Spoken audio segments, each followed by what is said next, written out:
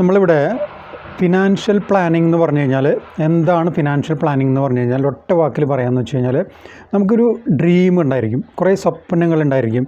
സ്വപ്നങ്ങളെന്ന് വെച്ച് കഴിഞ്ഞാൽ നമുക്ക് പറയാമെന്ന് വെച്ച് കഴിഞ്ഞാൽ കുട്ടികളുടെ എഡ്യൂക്കേഷൻ, അതുപോലെ വീട് വയ്ക്കുക, അതുപോലെ കാറ് വാങ്ങിക്കുക, അതുപോലെ ആഫ്റ്റർ റിട്ടയർമെൻറ്റിനുള്ള തുക കണ്ടെത്തുക, കോർപ്പസ് എമൗണ്ട് കണ്ടെത്തുക. ഇതൊക്കെ നമ്മളുടെ ഒരു ഡ്രീമാണെങ്കിൽ ഇത് ഒരു റിയാലിറ്റിയിലേക്ക് വരാനും വേണ്ടിയിട്ടുള്ള ഒരു സ്റ്റെപ്പാണ് ഫിനാൻഷ്യൽ പ്ലാനിംഗ് എന്ന് പറയുന്ന ഒരു വേർഡ് കൊണ്ട് ഉദ്ദേശിക്കുന്നത്. ഇതിലെന്തൊക്കെ ഉൾപ്പെടുന്നു എന്ന് ചോദിച്ചു കഴിഞ്ഞാൽ ഫിനാൻഷ്യൽ പ്ലാനിങ്ങിൽ എല്ലാമുണ്ട്. അതിനകത്ത് നമ്മൾ ഫ്യൂച്ചറായിട്ടുള്ള ഇൻകം ജനറേറ്റ് ചെയ്യാനുള്ള സൊല്യൂഷൻസ് ഉണ്ടാകണം. അതുപോലെ പ്രൊട്ടക്ഷൻ ഉണ്ടായിരിക്കണം. കാരണം നമ്മളുടെ ഒരു അസാന്നിധ്യത്തിൽ നമുക്ക് ഫാമിലിക്ക് എന്തെങ്കിലും ഒരു സംരക്ഷണത്തിന് വേണ്ടിയിട്ടുള്ള കവറേജുകൾ ഉണ്ടായിരിക്കണം. അസുഖങ്ങൾ വന്നാലുള്ള കവറേജുകൾ ഉണ്ടായിരിക്കണം. ഇതെല്ലാം ഉൾപ്പെടുന്ന ഒരു സംഗതിയാണ്